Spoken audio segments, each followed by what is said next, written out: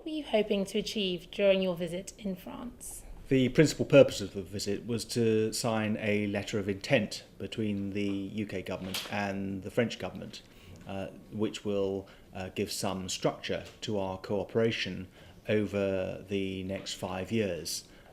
Clearly, France is extremely important as a partner to the UK in commemorating the First World War, and it's important to establish the areas on which we need particularly to cooperate to make the anniversaries successful and appropriate. Can you give us some details about the letter of intent?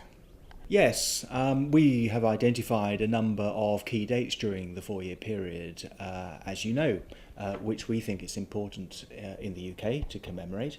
The French clearly have dates that are especially important to them too, and we need to collaborate in making sure that those events are successful.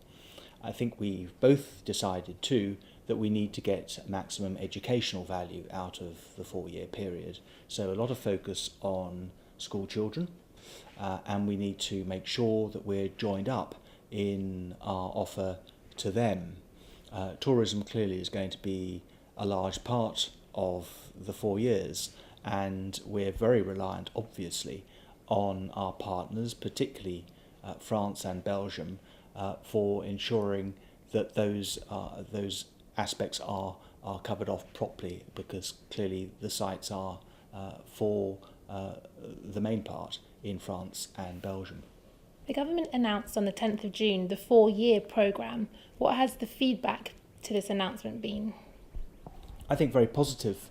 I think there's general acceptance about the key dates that we especially need to mark over the 4 years. Clearly that list isn't exclusive. There will be many other points along the way that particular organisations will want to mark, obviously, but I think there's acceptance about the key dates. And also the tone. I think vital to get the tone right, absolutely crucial to get the tone right, and I think we've achieved that. And also our focus on young people and education. I think most people feel instinctively that's right, because of course the First World War is now tipping from the contemporary, with many of us perhaps being able to remember people who were involved with this, to the historical, where the next generation actually won't have any tangible link to the First World War in the way that perhaps older people do have. So in terms of handing on that torch to the next generation, I think people accept the focus does very much need to be on younger people. I think that's vitally important, and there's a general acceptance, I think, among the public that that's right and appropriate. How confident are you that the right tone has been set for the centenary events?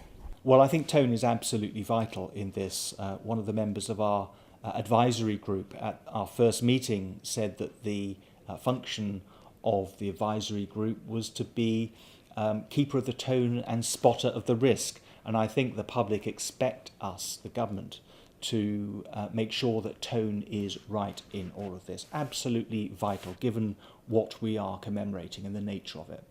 Fundamental to that is obviously remembrance, which is the cornerstone to this centenary, not just for the UK, but for all of the other countries that are involved in this. And around that too, a package of education and cultural deliverables that will enrich this centenary and make it accessible, I hope, to the largest number of people possible.